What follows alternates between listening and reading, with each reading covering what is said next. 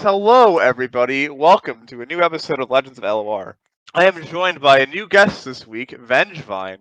Hello. Yep, we got a 4/3 green creature with haste, and then we have Walkabout. What's going on, gamers? And this week we have the Runeterra Open coming up on Saturday. And I don't know about you guys, but for my lineup, it is currently 3 decks that do not exist. So please help me figure out those decks are. Excellent. Walkabout, you want to go ahead and start? Sure. So I have been taking a look at some data, mostly looking at decks that I've struggled with on ladder that are popular enough to be common brings for the Open. I think people are going to be taking this one a lot more seriously than the last couple we've had for obvious reasons. Mostly this one is weighted a little bit more towards Worlds qualifications. Yes, I believe this is the first official Runeterra Open because the ones we had before were for the beta, or like considered the beta period, so there weren't any rewards. So this one has actual cash prizes and an invite to a mystery event. Sounds Absolutely. exciting. I'm I love thinking. mystery events. Oh yeah. It's going to be a lot more structured. The first two opens, there was not really an incentive to bring what might have been known as better decks. The most competitive lineup because there were no stakes, and you could have done what I did. And I got 9 wins in the first open by just bringing nonsense piles. But now that rotation is here and we know what we get for it, there's definitely some strong contenders. Samira, I think some kind of Samira deck, it doesn't matter what it is, past a certain point, seems to be a popular auto-include for lineups. Yeah, for sure. Go ahead, Venge. Yeah, I was just going to say, Samira's so flexible. There's at least 3 different Samira decks that you can play that all, are powerful enough that they would be worth building around. Obviously, you got Fizz Samira and Leona Samira that are, terrorizing ladder at the moment. And then there's also some lesser known variants if you're willing to dig a little deeper. Yeah, Although maybe you don't need to do that. Yeah, I mean, both of those decks we mentioned before, Fistamira and Leona Samira, have been putting up very good results, and they're looking very strong as well. I think Samira is is shaping up to be like one of the must-bring champions for this Open. Kind of like how, like a little bit like Nora or Twisted Fate in the past, where like they have a lot of different decks that are pretty flexible, and they're powerful enough that you really should bring them in your lineup if you can. And it's kind of hard to like bring a deck that would be every single Samira pile because they're unique enough that they can have different game plans. Like Leona Samira has a different win condition than Fizz Samira, for example. And Fizz Samira typically has a weakness to Demacia decks that Leona Samira does not generally share, especially against the more aggressive starts of Leona Samira. Oh yeah. As a person who's been playing a lot of different Demacia decks, let me tell you, I do not want to see any of Leona Samira.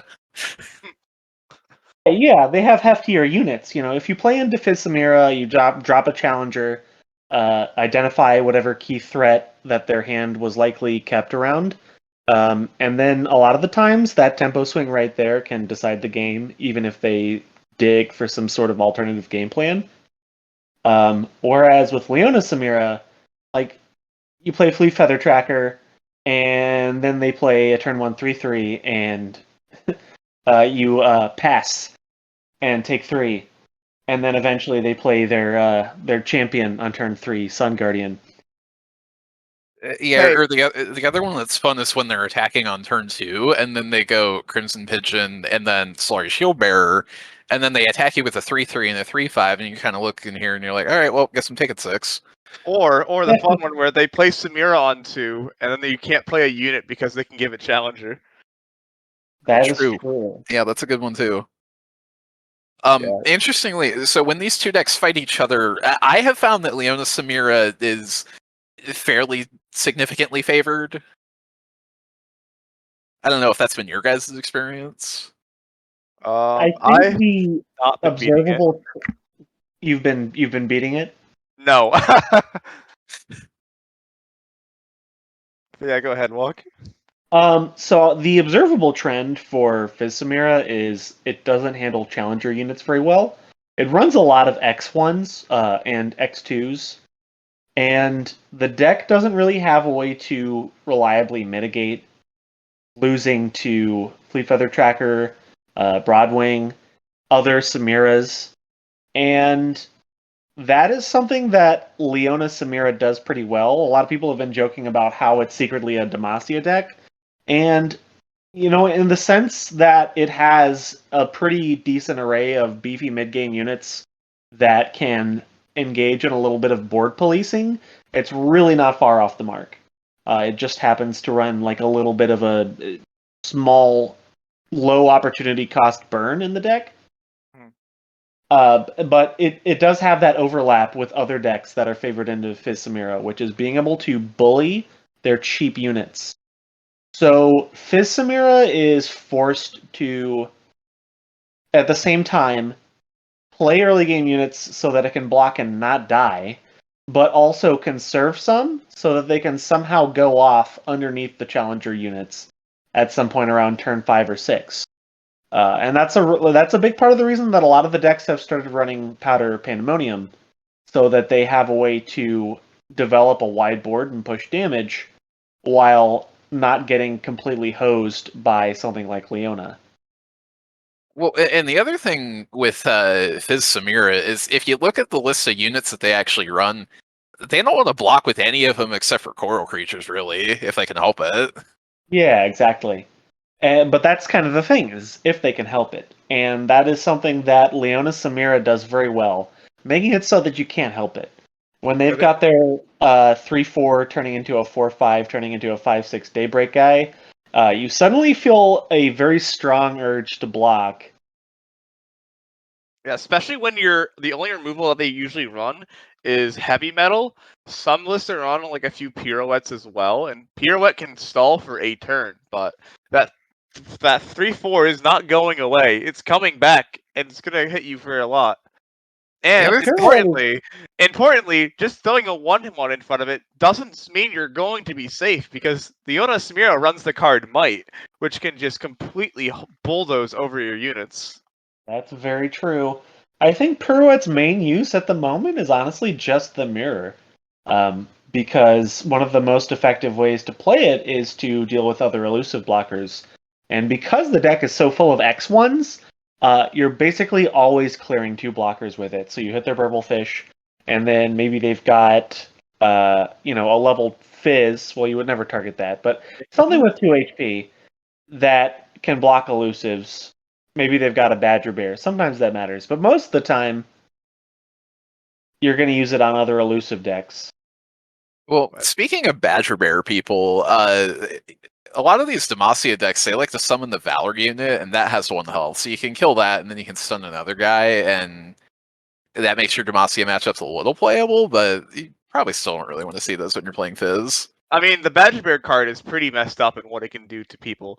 I have lost many games to especially when I'm playing like Nora. I'm like, okay, cool, I can play my Nora on turn 3 and then hit their face, and then they play a Badger Bear. I'm like, well, there goes the game.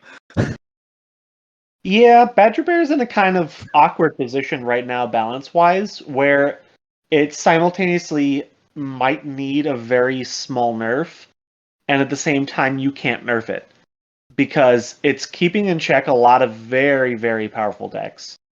So Yeah.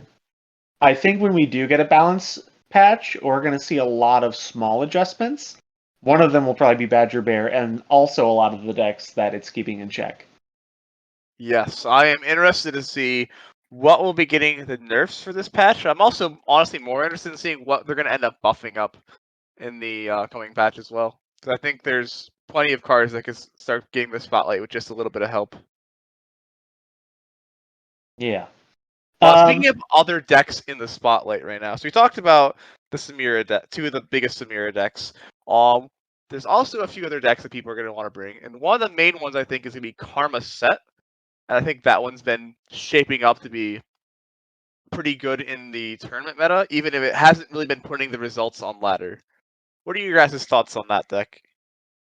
Okay, all right. Let me let me have a minute with this one. So Please. Yeah, I haven't played the deck. So if you listen to a lot of the the good folks on Twitter, a Great. lot of them happen to be Ionia simps, but they won't tell you that.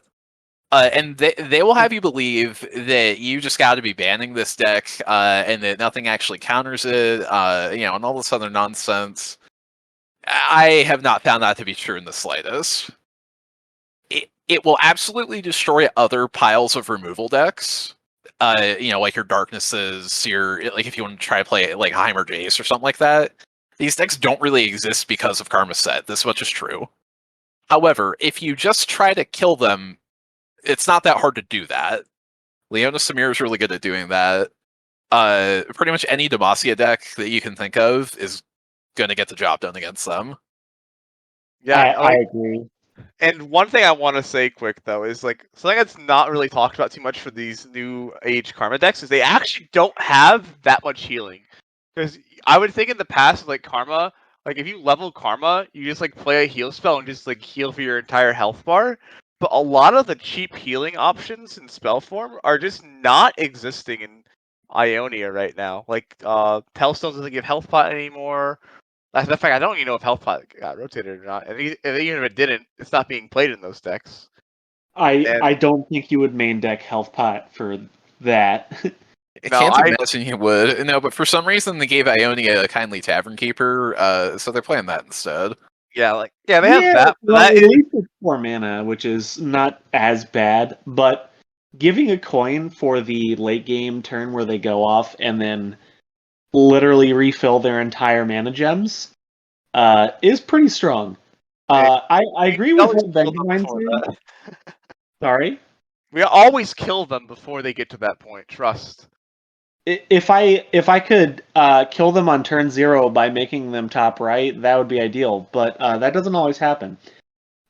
Basically, if you're trying to compete with them by playing a deck that cares about double-digit turns, you're playing a losing game because spending 30 mana on turn 10 is something that's almost impossible to compete with. Mhm. That's going to be a lot better than whatever cute thing you were probably trying to do. Yeah. Yeah, exactly. Yeah, I think Karma Also, Set is the de facto late game deck that we have right now. Mainly because they're just like the only deck that I think could possibly compete with it is like Ramp and Shihu Wanders, because Shihu Wanders would blow them out by killing both their champs. But there isn't a good deck that wants to run Shihu Wanders or Ramp right now with the rotation. So it just yeah, that's true. I forgot that She Who Wanders is still technically in standard, but Yeah, there's I felt like that card would have rotated, but I guess it's still here. it's safe in a way. I mean, there's the whole reason that FTR as a deck worked because it had that mix, that critical redundancy of both ramp and payoffs. They still have the ramp. They no longer have the payoffs. There's no reason to play it. They just have one payoff basically. Yep. yeah, War Mother's Call. Oh yeah, you're right. I'm sure that's That's really a good good with our point. unit that we really want to play for the play effect. Exactly. um, Now, I have had pretty good results against Karma Set. I think the best appeal, the reason that it's a much better tournament deck than a ladder deck, is because of the value of tech cards in a tournament format. Playing for the consistency of one-ofs on ladder is usually not a very good idea, in my opinion. Now, forcing your opponent to play around hypothetical one-ofs in a very versatile region combo like Ionia PNZ is much, much, much higher value. Now, of course, I'm going to expect 3 Caustic Rifts, but, how many copies of Deny are they running? How many copies of Palm are they running? Stuff like that. It becomes a deck that can much, much more greatly reward you for having a little bit more of a selective spread on your spells. One thing I want to say before we go too deep into this is that I believe it has been confirmed that this open will be closed deck list. So your opponent won't see that those spicy one-ofs you have in your deck. So they will walk right into that judgment, Demacia players, just so you know. Oh, spicy. But continue, go ahead. Oh, that was pretty much it. So what are you guys looking to bring for decks? And what decks are you looking to play against? What are you trying to ban? I can start if you want. Yeah, Yeah, go go for ahead. it. All right, so I really want to beat Karma's set, as you might have guessed from my earlier rant. Yep. So the cornerstone of that is always going to be Leona Samira. This deck's just really good against a lot of stuff, and one of its best matchups is Karma set, so gotta start there. I checked And then, earlier, it said like 62, 63% favored, something like that. yeah, which is insanely high for what Yeah, you're gonna find on stats pages. absolutely. And then to round out the lineup, you kind of have your pick of the litter of like any two Demacia decks, basically.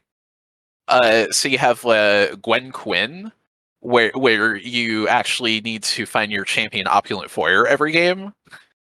Otherwise, that deck's not very good. I will Yeah. be honest, but it will crush Karma set pretty easily in my experience.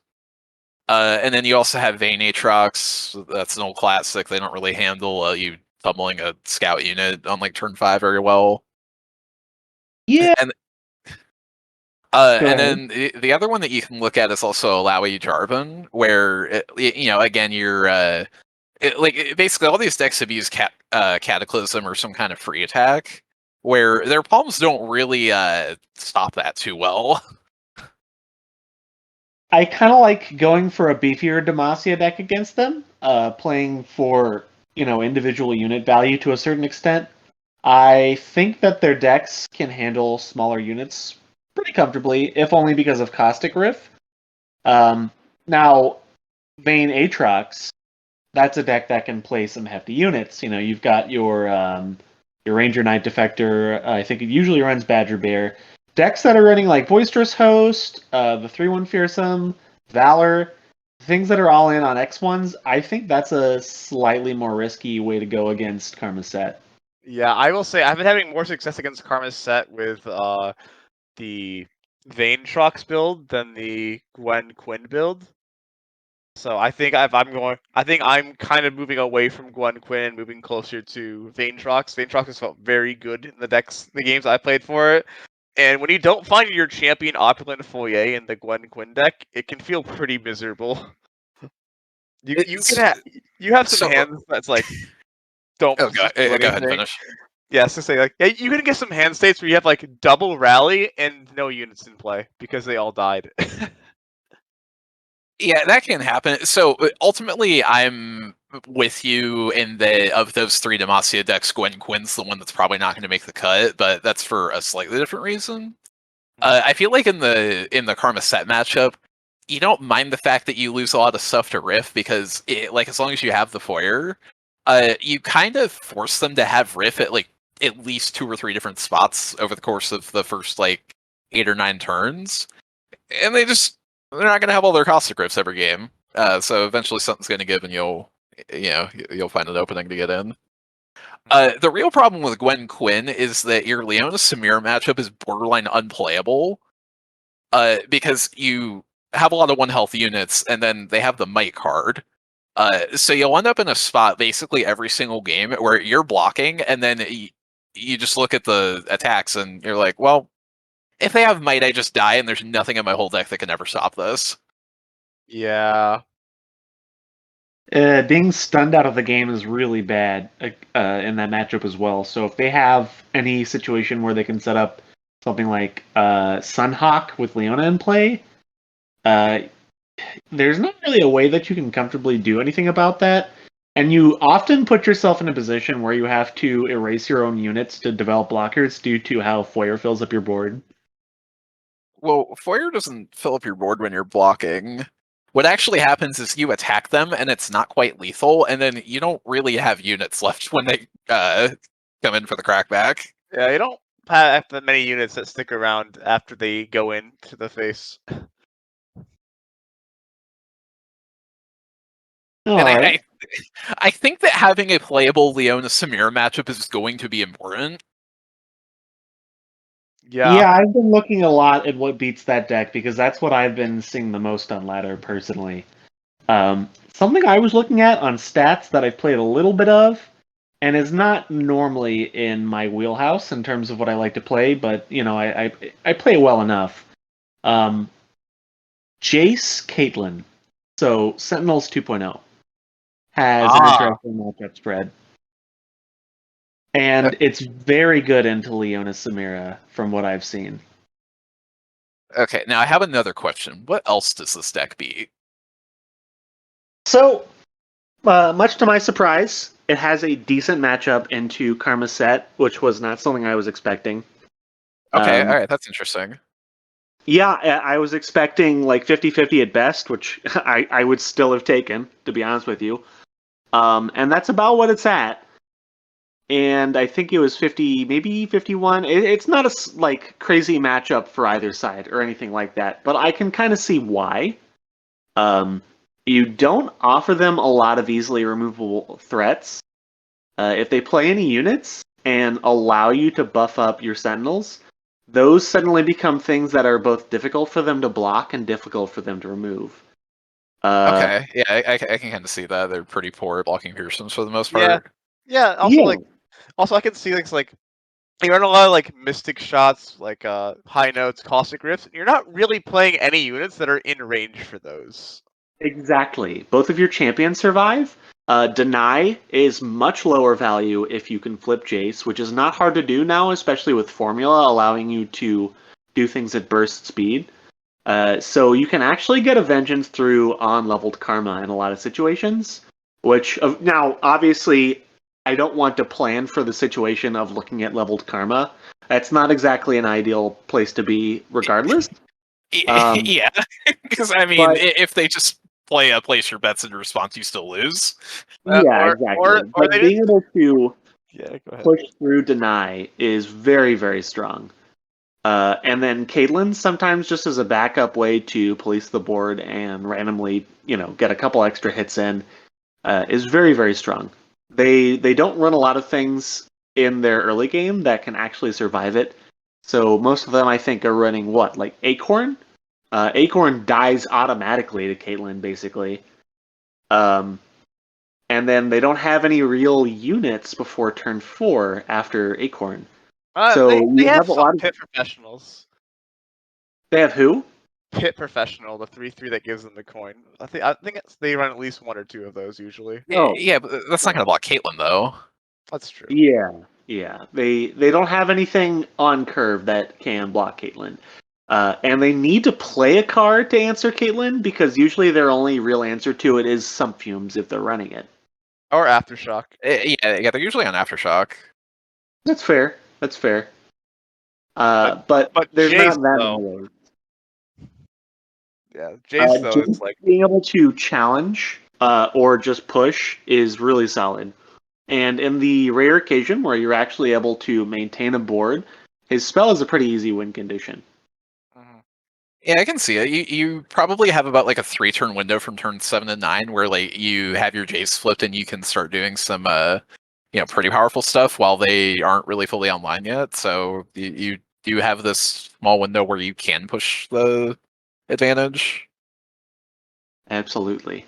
So it's not terrible into Karma Set, and it's great against a lot of the more aggressive lists. It's also decent into Fizz Samira, another deck that runs a lot of X1s that die to your suite of removal, don't block fearsomes, and don't want to get hit by Flash Bomb. Flash bombs will kill a lot of their deck. Yeah, Yeah, it's too bad that they're also drawing a lot of cards with Inferna to get to those flash bombs as well. that Well, is pretty funny. I do always take buy one get ones, so I'm not Yeah. going to dispute it.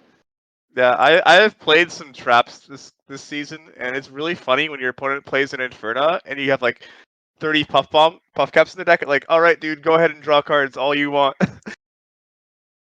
You know, Actually, it's funny because I don't know if you guys follow. Well, I'm sure Dragon does. I don't know if you do, Vengevine, but if you follow Ace Bombastico on Twitter, he was talking about the mirror tech for Karma Set, and he started running Puffcap Peddlers, right?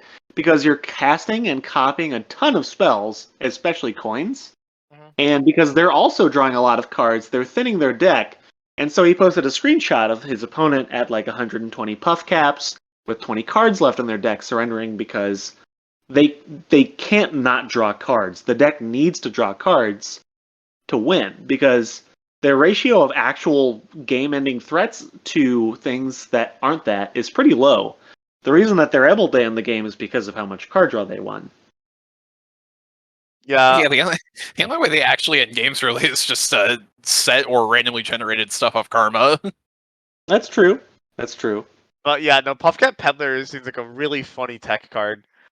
And honestly, there's like not as much removal for him now.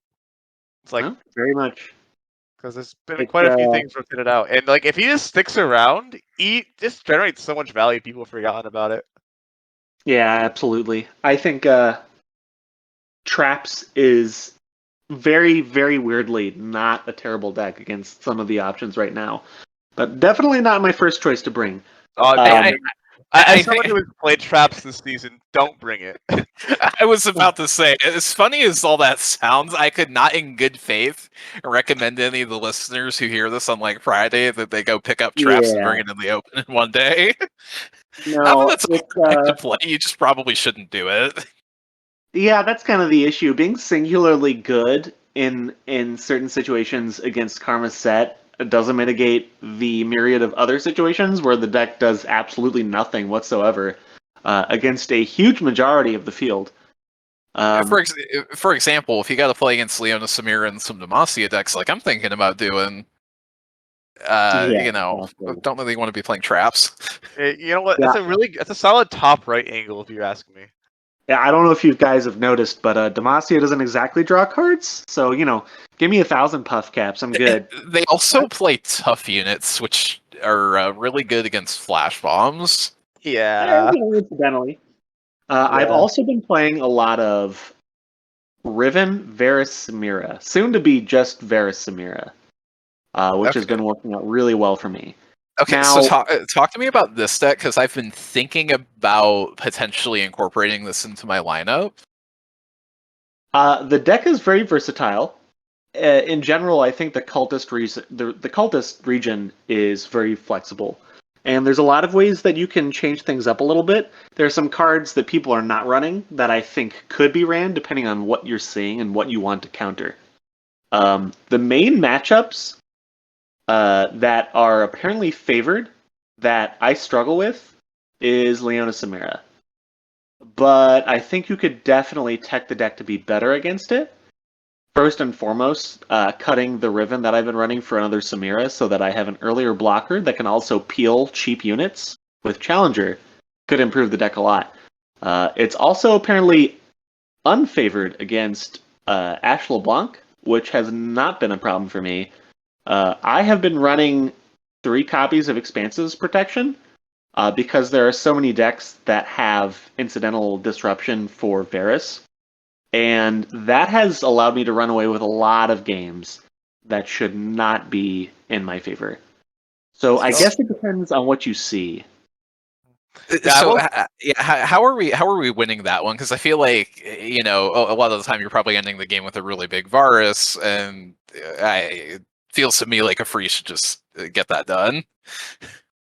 So, I was thinking about that, and the deck doesn't actually run that much burst speed Frostbite. So we have Iceveil Archer, we have Ash on attack, we have Crystal Arrow. Flash Freeze is their main way of freezing at burst speed. And then they have 3 Sisters. But they rarely actually have more than one way to freeze at burst. So we just break him in a spell shield, and then usually they don't have 2, because Brittle Steel shouldn't be able to hit our Varus usually. Yeah, it can almost never hit our Varus unless... now, if you're reading that they have Brittle Steel, you basically never get to black with Varus, which kind of sucks. But, again, I think people are overestimating how much interaction that deck has during combat. There really aren't that many Frostbite effects and rotation that can be played at burst speed. It's pretty much just Flash Freeze. And honestly, just thinking about it in general, there really aren't a lot of pings left in the meta, so it's actually not the easiest for a lot of decks to ping off the spell shield. Like Karma's set Correct. can probably do it pretty easily because they run like a bunch of Mystic shots and high notes, but a lot of the other decks don't really have that many ways to ping off a spell shield and stop this. And like against, Uh, like for example, Leona Samir, if you put it on, you put a spell shield on Varus, you can't really do anything about it. exactly. He's just gonna hit. Yeah. And that's come up actually a few times for me, mostly due to Leona's Daybreak trigger. So Varus will always be the largest unit in terms of power, unless I did something crazy with Riven. And you can still block that with Spell Shield just fine. Yeah, exactly. So 3 Expanses protection has worked out really well for me. And I think running around with Ranger Knight Defector and the 2-drop that gets lifesteal once you've equipped, both of those can help shore up the Leona Samira matchup. I see some decks run 2 of the 2-drop guys, some run 3. I think if you're going to the Open planning to interact with Leona Samira a lot, you should definitely bring 3 of that guy. 3 of that guy, and the 1-drop equipment, the Noxus Darkin, you are always going to be able to delay when they're actually pressuring you by a good couple turns. Are you talking about like the Darkened Ballista that comes as the 5/13? Yeah, that card's hilarious.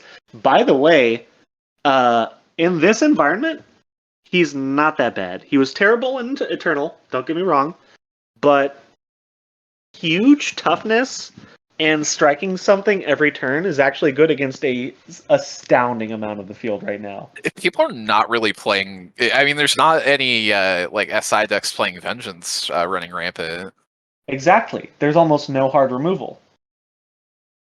Yeah, 13 HP is kind of out of range for literally every single damage-based removal spell in the game. Too bad there's no thermo, so I can't make someone tap out on turn 10 to kill it. Yeah, I'm looking at like the top decks in Runeterra right now, and all I'm seeing as far as like prominent decks that actually play Vengeance is Deep, but they toss them a lot of times. So Exactly. Deep was another one I was looking at, actually, incidentally, because it's got matchups that look pretty good on paper into a lot of popular decks. Yeah, but then you're playing deep is the only issue. That's true. That's true. Deep seems decent. It just I don't know, doesn't click for me. Yeah, every time I try to play deep, something just goes wrong, which is that I lose the game. Yeah, that happens. Deep is a Also, fun deck, but Also, the other thing with Deep is like part of the appeal for why you would have played it in the first place is that you like supposedly countered Karma's set, but people have figured out that if you just mulligan for double Karma and then don't show a Karma until after they Maokai you, you're not going to get decked out. yeah, then you're like drawing 2-mana draw 4 every turn, which seems pretty good.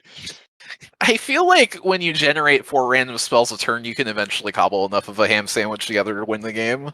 Yeah, certainly one of those spells will be True. playable. You won't just get 4 syncopations, surely. Ionia does have a lot of really terrible spells, To be fair, some of them got rotated out. Shadow Flare is gone. and not enough of them got rotated out. Yeah, I mean, technically, it's not enough rotated out as long as there's any, as far as I'm concerned. So, Yeah. It's just like the people who are playing Samira, who are playing the Samira Fizz deck, who see Bloodbait is still a generatable card. You know, that's probably the only reason this deck isn't just blatantly broken. For all the people molding about getting Bloodbait. Okay, so another thing I wanted to talk about, right, with this Leona Samira deck, is I've seen a few people dropping the Samira to play Diana instead, and then you change on the list a little bit, and what this can do is it can let you play another Samira deck in the same lineup. And you're also playing Winding Light in the Diana deck, I believe, correct? Yeah, the gist of the changes is that you cut your Legion Saboteur to play the Lunar Dustbringer so that you have the pedal. And then I'm not sure exactly what you cut to make room for Winding Light, but you play Winding Light. And then I saw that list earlier today on Twitter, and it looked interesting. You know, at first I thought, man, this is just strictly worse than, just playing Samira. But when you put it in the context of a deck that has a good core to it and freeing up a spot for Samira, it does make a lot of sense. Yeah, like Yeah, for example, you could play that Samira Varus deck that you were talking about, and then you could play Diana Leona. right, which is what I'm thinking about doing if I end up, trying out this Samira Varus deck and liking it. But I think more commonly this would be used to play Fizz Samira and then the Leona deck together, Mm-hmm. which Yeah. I think could be like a really powerful core. I'm not quite sure what the third deck should be when you do that, but Mhm. it seems like a pretty good idea. Yeah, I think you've got some solid decks here and some solid lineup ideas here, and some of them I will probably be utilizing myself. Okay, now we talked about it a little bit earlier while talking about other decks, but it's this Ash LeBlanc deck. Currently the most played deck on ladder. But when it comes to prepping for best of 3 environments, I don't really hear people taking it seriously at all, or like really considering it in their lineup. Do we have any thoughts on why that might be? Okay, so the one thing about Ashnok is that like essentially, if you're up against anyone who's playing Demacia, it's either getting banned or it's probably getting a win because Ash LeBlanc is quite good into Demacia decks. The question is how many people are going to be wanting to play Demacia in opens, and you think a lot of people are going to want to, then Ash LeBlanc is just insane. But it's likely that people are probably not going to be playing as much Demacia. They're probably going to opt for like these Samira decks, these Set Karma decks, stuff like that. And Ash LeBlanc is probably not going to fare as well into those. And then it's Well, also Ash LeBlanc is also one of the few things that's actually good against Leona Samir because, like, at the end of the day, as we joked about earlier, it's kind of like a Demacia deck in a trench coat, and so yeah, that's for all the true. reasons you just mentioned, it will also be good against Leona. Yeah, exactly. Yeah, it'll be against like So, the Ono Samira, like the aggressive board based decks it's going, or the decks that want to win through combat, stuff like that, are gonna be good against. But it's not gonna be good against the decks that are playing burn or the decks that want to go late. so I guess it really comes down to what to pair it with. Now, I will say it was in one of the most common lineups at a few recent events. The lineup being Leona Samira, Ash LeBlanc, and Gwen Quinn. That was one of the most played lineups cumulatively in some tournament data. And I just, I don't know. I feel like some Demacia decks don't mind playing into the other two and banning Ash LeBlanc. Yeah, for sure. I think you could probably get away with trying to beat Gwen Quinn in that lineup. And also Gwen Quinn is, I think, probably going down a little bit in stonks because like some of the reasons we mentioned earlier. I think there's probably a better deck than that you could incorporate into that lineup. But I think that lineup would be a good place to start if you're looking to bring Ash LeBlanc. Yeah, I think Leona is an extremely natural pairing because, again, as the guy who's been playing a bunch of Demacia decks, I don't want to see either of these. So if they can find a third deck that I don't want to see on the other side of the table, that feels like it could be a really powerful lineup. Because the other thing with Ash LeBlanc is I feel like people got this idea in their head that like, oh, it's the funny like meme deck that only beats Demacia, and then when you play like Fizz Samira, Ash LeBlanc just folds. But that's not true. It's actually a very close matchup to where it's hard to definitively say that one side of that is favored over the other. Yeah, I think a lot of people look at a deck when evaluating its matchup into Ash LeBlanc and just determining if it's favored based on how susceptible it is to frostbites.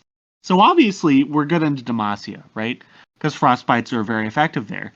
But Yeah. people will then turn around and say, well, the deck goes wide, so frostbites aren't good into it. Therefore, Ash LeBlanc isn't good into it. And that kind of just ignores the other part of the deck, which is playing units with 5 power and attacking. And some decks do not handle that kind of pressure. Sometimes you don't need to frostbite their units. You just play dudes that hit really hard and make them block. I mean, hey, when you play a LeBlanc on turn 3, they go to heavy metal. When you play an elixir environment, your opponent probably just wants to concede the game right there. Or better than that, you just played an Omen Hawk on one, and then it hit a LeBlanc. Oh god. Because that Um, happens too. Also, can I just say I'm so happy to see the Omen Hawk winning games again. It's been so long since we've had that happen in this game. Nature is healing, guys. Additionally, the other component of this deck that I think people try to play down the impact of is sometimes they just cast a Reckoning on you and you lose all but one unit because you were able to throw all out at it or something. But otherwise, Reckoning is going to kill your entire board as Fizz Samira. Reckoning is a card that I have forgotten exists right after I played my important unit that dies to Reckoning. More times than I would care to admit. And also, this deck's going to play a 6-mana 5/5 that rallies. That is true. Yeah, there's. we were talking about how there's less ways to answer 3 toughness units, and Reputation is probably one of the decks that capitalizes on that the most. Yeah, your LeBlanc survives a staggering amount of the time now. Yeah, Elixir of Iron. To talk about how she just dies too much because she doesn't have quick attack, and how it's who needs it? I mean, yeah, people have also kind of forgotten that Freljord has pretty solid protection spells. Because even though Troll Chant is gone, you now have Elixir of Iron and then Here to Help, which is giving 3 HP. So you basically just have Twin in Freljord. Dude, Here to Help is incredibly good. I guess Troll Chant was always better, so that's why it took us this long to figure that out. But yeah, exactly. Like Troll Chant is what that deck wanted more because you could basically win 2 combats in 1 card, and also it gave you a way to stop Nexus Strike triggers on elusives, for example. Sometimes you also cheat your Ash level progress a little bit. Yep. Yeah, it was solid. But someone played that on me today to stop me from killing their Ash with Momentous Choice, and I'm like, wow, when did Riot print this new card? Hey, I was playing day one. Hey, I was playing it in the good old days of this neat deck called Fizz Yumi. But all that to say, you absolutely have tools to fight Fizz Samira. Again, they're going to attack you with elusives, and you don't do a whole lot about that except for frostbites. So, they can beat you, but you have a fighting chance. If they can kill you at burst speed, they probably win. But if they need to develop and are trying to do something with, say, Shelly, then Reckoning actually just blows them out. Yeah. Because as big as they can make their board, they usually can't get over top of 5 power. Yeah, they have to have 2 all-outs on the same guy to do that usually. Yeah, or 6 spells straight up to get their 2 power units to 5 power. Or generating a Elixir of Wrath is also going to be a way to do that usually. That's true. Shelly cannot survive unless they use Elixir. Well, all out gets her to 5, and Reckoning won't kill her anymore.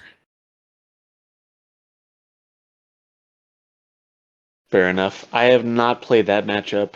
I don't know. I think I'm going to see more Leona Samira than Fizz Samira, unless the Diana Leona idea takes off. Mm-hmm. But yeah, it'll be interesting to see. I think overall, a lot of people are coming to the conclusion that Leona Samira is similarly powerful, but also significantly easier to play, so they're just going with that. Mm-hmm. That's a reasonable conclusion to come to. Yeah, it also rounds out Demacia lineups a lot better. Yeah, because Demacia is also pretty good against Fizz Samira. And Karmasat. Yeah. The only thing that's not good against is Ash LeBlanc. And then that's kind of where the weakness of the lineups that it's in comes into play. Because I feel like the rest of that lineup just beats lineups that have Ash LeBlanc. Yeah, because Ash LeBlanc's going to struggle a bit with Karma Set, but again, it's not as bad as people make it out to be. I checked the stats earlier today, and it was close to 50-50. Yeah, I'm checking the stats now. It's like 48-52. So it's like 52% for set karma set. So it's actually not that far off.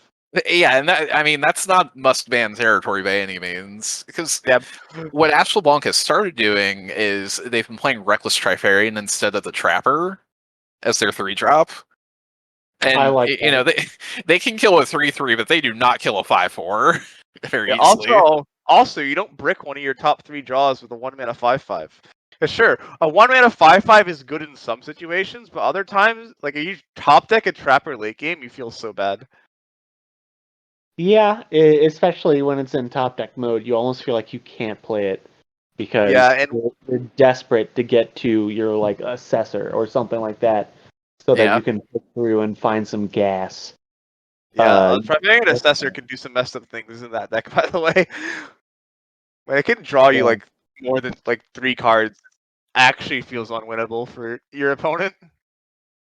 Man, it's wild that we're living in a world where Ash LeBlanc is good enough that it might get a small nerf. That's what rotation has done to the game. They have buffed that deck like 12 patches in a row.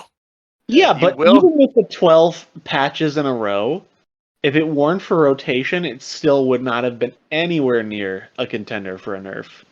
All right, so I think we've covered most of the heavy hitters by now. One last one that I wanted to, at least bring up is Jack Seraphine. How do we feel about that one these days? That's the bar deck, right? Yeah, that's the bar and keg lady deck. I think it's a solid deck. I think it does some good things, but I don't know if I want to bring it. I will say it is favored in Ash the Block, so that could be something you're looking to beat that deck. This could be a It is, consideration. yeah. Piles of removal, like hard removal, are typically your best bet against Ash LeBlanc. Yeah. Plus, they don't have And any way to really deal with your kegs with Mischievous Mirage, so you can kind of just stack them up and say, "Good luck, fam." they do play Bloody Business, but that's about it. I mean, if you're using So, Bloody Business on a keg and not one of your units that matters, I think you're not feeling too sad most of the time. so they have to kill BB on the spot Yeah. because if they allow you to start developing kegs, um, even +1 keg makes Caustic Rift kill most of your deck. Once kegs are making Rift do 3, then it's kind of hopeless. I think that deck is really strong. I will say that the lineup that it's going in, which is basically just a spells lineup with Karmaset and Samira, it sounds good on paper, but I think going on like 3 decks that lose to Demacia could be not ideal this weekend. We'll see. Yeah, Yeah, that seems like the third deck in like what a lot of people are considering the level 1 lineup, which is just Fizz Samira, Karmaset, and then Jack Seraphine. But yeah, it is yet another deck that struggles with Demacia. yep. Yeah, the only way to beat Demacia is to get BB and then pray your Caustic Rift can get big enough to kill their board. Otherwise, you're probably going next. Yeah, and then pray they don't just Cataclysm her the moment you drop her, because that's what most of them can do to you. Yeah. All right. Well, I think we're getting close to the end of this episode. So, final thoughts you have for the Open? I really hope that people keep gassing up Karma Set. Let's keep spreading fake news about Ash LeBlanc not being very good, and yeah, I'm gonna play some Demacia. I am looking at Varys Samira, Caitlyn Jace, and then I'm really considering, now that we've talked about it a little bit, Diana Leona. It looks all right. It looks like a contender for an aggro deck in the format with a little bit of heft to it to withstand removal. So it sounds decent. Yeah, nice, nice. Yeah, if I end up liking Samir Varus, I think my lineup will look something like Diana Leona with Noxus, and then Samir Varus, of course, and the third deck would probably be Aatrox Vayne. I'm deciding between that and Alawi J4. Yeah, I'm thinking of after having this conversation, I'm thinking of Caitlyn, Jace, Leona, probably Leona Samira. I'm gonna start there and go off of that, and then some third deck I'll throw together at some point. I got like 2 days from this recording to figure it out. All Or, right. oh no, wait, guys! I forgot the real play, which is because of the way opens work. You can go in at any time. You wait until someone gets a 9-0, and then you copy their lineup and play that instead. Nice. We're able to play it on Saturday, right? Yes. Yeah, you essentially have all day Saturday to play it. Yep. Perfect. 'Cause I am 100% not free on Sunday, so we'll see how that goes. Oh, you better not top cut then, because that's when the top cut is. Oh, Either way, there is a day 2 for this open. So if you go like 9-0 or get 9 wins, you can play in day 2. shit. Dang. Okay. Well, I'll have to do my best to win and then play the ticket scalper role and sell off my spot to somebody else. Hey, I mean, you're still farming them trophies, and that'll matter for the next one, right? That's true. I have not played many dailies, so Hey, I I am am kind at of a solid 6 trophies right now. I'll have you guys know. Yeah, that's pretty good. I have I think 42 to my name. I got 20. I got 4 wins and the one grindy, whatever the weird name for the rumble was. I didn't play enough to get the free token before the Ruthless Rumble started, and I'm like, I don't feel like paying $5. Whatever, I'll buy. No, I had Yeah. coins, so I played one. But unfortunately, I started with a loss because I got paired with Trevo in round 1. Oh, that's which is- tough. Yeah, well, I mean, it wasn't terrible games, but I mean, he's a good player, so things happen. I have not run into him for a minute. I kind of forgot about him. Yep. Not that I Alright. should do that. Yeah. Well, thank you, Avenge and Walkabout, for coming on today. I hope we've helped some people out there who are confused about what some of the decks are you should be playing for this open. I will give one public service warning to the people. I know there's a lot of people out there who love their piles of removal, like your Annie Caitlins, your Heimer Jaces, your Darknesses. I think if you play 3 of those in the lineup, you can do it. It's probably too late to pivot to something else if that's what you prep. But I'm really worried for you if that's what you're thinking. And hey, and if you are doing that, please let me know so I can find you in the open and queue at the same time as you. I would also appreciate that. Yeah, but with that out of the way, I think we're gonna wrap up this episode. Thank you guys for joining, and good luck in the open this weekend, to everyone who's playing in it. And we'll see you next Yeah. week.